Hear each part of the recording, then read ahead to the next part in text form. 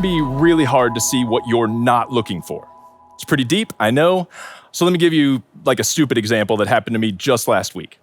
I was on a hike in a canyon that I had never been before, and I was looking for bears. That may sound insane, but it's what I wanted to see. Or at the very least, I wanted to see like evidence of bear activity in the area. Now, when I'm hiking on a mission to find a certain animal, all of my senses are just dialed in to finding signs of that particular animal. I'm watching the trail, the ground around me, I'm scanning the hills, I'm looking for tracks or droppings or the animals themselves. All of my mental effort is focused on finding exactly what I'm looking for. So this day I had hiked all the way down to the bottom of this canyon, and the brush was starting to get thick and there was running water just off the trail. Like it was starting to look like a great place for bears to hang out. And then I saw it. Right next to the trail, in some tall grass in the shade, a big, dark circle. Now, if you've never seen bear poop, that's what it looks like. These things are just eating and pooping machines, and they leave these giant mounds of dark, kind of almost black poop. I was so excited. Like, I ran right up to it, and I was about to do what I usually do in this situation, which is to stab into the poop with my hiking stick. I know that sounds insane and gross, but you can learn a lot from examining an animal's poop. Like how recently the bear was there, what's it eating right now? It's a necessary part of the bear finding process. And I was within 2 inches of poking this mysterious black circle when something started to click in my brain. Like, this doesn't look like bear poop. Why are there stripes? Why is it coiled up? And then that like primal lizard brain that I have screamed at me, that is a rattlesnake. And from a dead stand in the trail, I leapt at least 6 feet back, like Olympic level jumping. That sucker didn't rattle, didn't say like, hey, I'm a snake. Like none of the stuff rattlers are supposed to do to warn you. He just let me walk right up, place my boot a foot away from him, and almost stab him with a stick. If I hadn't realized what I was actually looking at, I would have poked him, he would have bitten me in the leg, and I'd be teaching this message dead. Here's the point. I couldn't see that this mysterious pile by the trail was a rattlesnake because I wasn't looking for rattlesnakes. I was looking for bear poop. Whatever I was focused on, whatever I'm looking for, that's what I'm gonna see. And the problem for all of us is that can make us miss other things, sometimes way more important things that are going on around us. Take the last couple months as an example. I bet for most of us, our focus has been on when life can get back to normal, right? Like we've been looking at all the things we've missed, the stuff that got canceled. We're just focused on finding signs that the world is returning to life as we used to know it. And right now, we're seeing glimmers of hope, right? Like some places are starting to open. You could actually go sit in a restaurant right now if you wanted. It's looking hopeful. But before we go like dancing in the streets that everything is okay and forget this whole thing ever happened, I want us to pause one last time and just see if we've missed something. What if, in all of our focus on getting back to normal, we have failed to see what God was trying to do in our lives through all of this? What if God was working on us, changing us, growing us, but we just missed it because we were too focused on something else? Well, if you think that might be you, don't worry, you're in good company. Even some of Jesus's original followers had the exact same thing happen to them.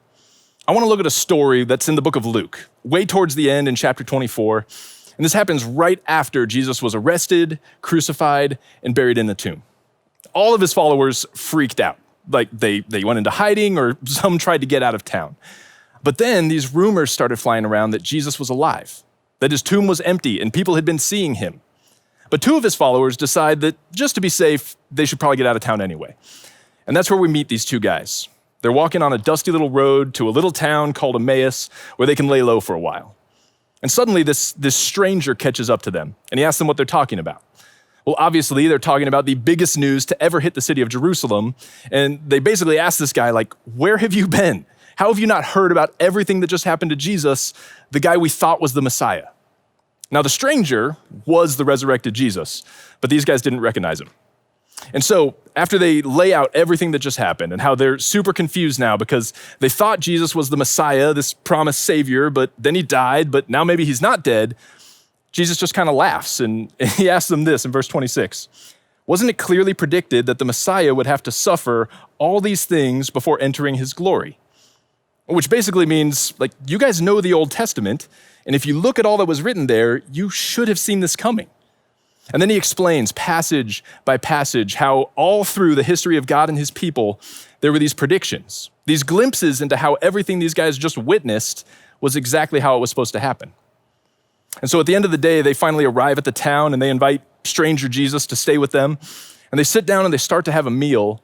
And as Jesus breaks the bread and starts passing it around, suddenly these guys get it. Their eyes are opened and they realize who was walking with them the whole time. And they turn and look at each other and they say in verse 32, "Didn't our hearts burn within us as he talked with us on the road and explained the scriptures to us?" They knew something was going on. They could feel it the whole time, but they still missed it. How? I'll tell you how. They weren't looking for him. They had heard the rumors that Jesus was alive, but they were struggling to believe it. The Messiah they were looking for was going to raise an army. He was going to conquer the Romans. He was going to restore freedom to Israel. They never thought to look for a man who would suffer and die for the people he loved. They missed Jesus because they were looking for something different. So let me ask you, what have you been looking for, and has it caused you to miss something more important? If someone asked you right now, what has God been showing you during this season, and you don't have an answer, you missed something. I can guarantee that God has been trying to teach each and every one of us something during this time. Have you missed it? As we wrap this up, I want you to hear from Sierra. She's a CCV student from Surprise because she's been giving a lot of thought to what Jesus has been doing in her life during this season, and I think she has some great stuff to say. And after she does, I want you to just consider, maybe talk about it in your groups, answering this question for yourself. What has God been doing in your life?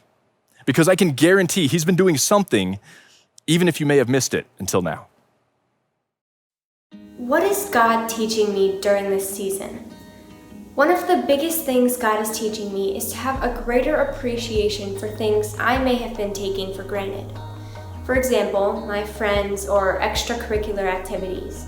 Now, of course, I've always been very thankful and appreciative of those things. But once those things were no longer available to me, I found myself realizing how much they really meant to me. I've been able to take a step back and admire all the blessings God has placed in my life.